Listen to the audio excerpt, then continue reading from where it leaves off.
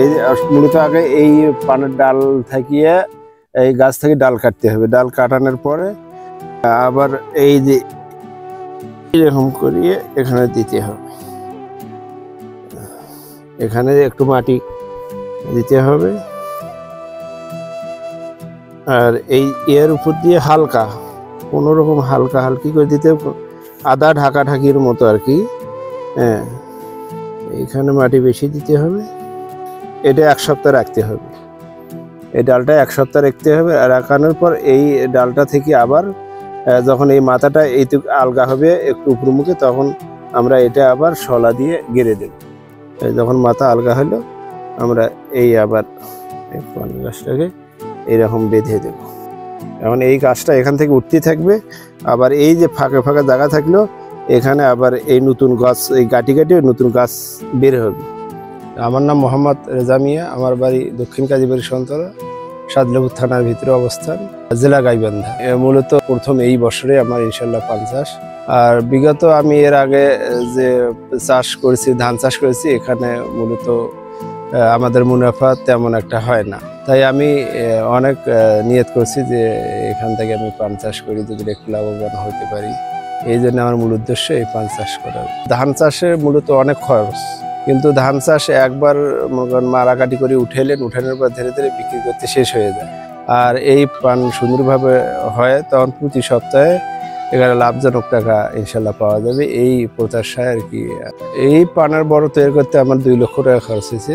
আর আয় ব্যয় এখন একটু সেভ কম হবে ইনশাল্লাহ। যখন সম্পূর্ণ গাছ পরিপূর্ণ হয়ে যাবে তখন ইনশাল্লাহ আয় অবশ্যই হবে। এই পানটা মূলত যদি আমি পরিচর্যা ভালো করি তাহলে ইনশাল্লাহ 10 বছর পর্যন্ত এই গাছ দীর্ঘস্থায়ী থাকবে।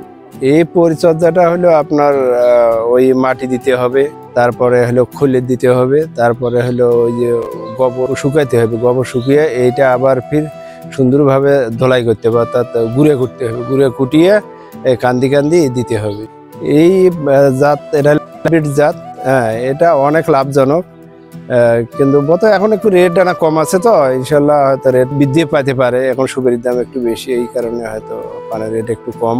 আমার এখানে মূলত এখন একটু কম আছে, পান 2 দিন উঠেছি। এখানে অল্প কিছু টাকা বিক্রি হয়েছে, মানে প্রথম স্টেপ তো সময় লাগবে একটু। 3-4 মাসের মধ্যে ইনশাল্লাহ এটার লাভজনকটা কতটুকু কি হবে এটা বুঝতে পারা যাবে। আমার ভবিষ্যৎ পরিকল্পনা আছে ইনশাল্লাহ, যদি এই ক্ষেতটা ভালো হয়, পান ক্ষেতটা সুন্দর হয়, তাহলে ভবিষ্যতে একটু অগ্রসর হতে পারবো। পয়সাপাতি ইনশাল্লাহ এখান থেকে বিশেষ করে অনেক আসবে, এটাই আমার মূলত মানে আশা বাসনা। ইনশাল্লাহ আল্লাহ তাআলা দিবে, পরিশ্রম করলে আল্লাহ তাআলা দিবে। মাটির কারণে রোগ হতে পারে, ফুতুল লাগে, তারপরে আপনার হলো পচরা লাগতেই পারে। আর কীটনাশক হালকা পাতলা একটু ব্যবহার করলেই চলে। পান চাষটা বর্তমান তো রেট কম, অনেক রেট কম, হয়তো এই রেটে কেউ পান চাষ করতে পারবে না। কিন্তু পান মূলত পানের রেট একটু বাড়তি থাকলে পরে তার সবাই আগ্রহী হতে আর লাভজনক হতো। বর্তমান যে পানের রেট, এইটাতে পানের চাষ করা উপযোগী নয়। আমি নিজে আড়ত আছে, আড়তে নিয়ে যাই, ওখানে ডাক হয়। হ্যাঁ, ডাকের গাদি আছে, উপরে লেখা থাকে এখানে এত বিড়ে, এখানে এত বিড়ে, কাগজ লিখি দেখা লাগে। আপনার 5 টাকাও বিড়ে আছে, নিচে ছোট পানগুলো দিলে আছে, এগুলো 5 টাকা 4 টাকা। আর বিশেষ করে মাঝারিগুলো 30 টাকা। আর উপর বড় ধরনের পান, হাইস যেটা ওভার সাইজ পান, আমি তো শুরুতে কমে তুলছি, এই মনে করেন 2-2.5 হাজার টাকার মতো আপাতত নতুনভাবে বিক্রি করছি।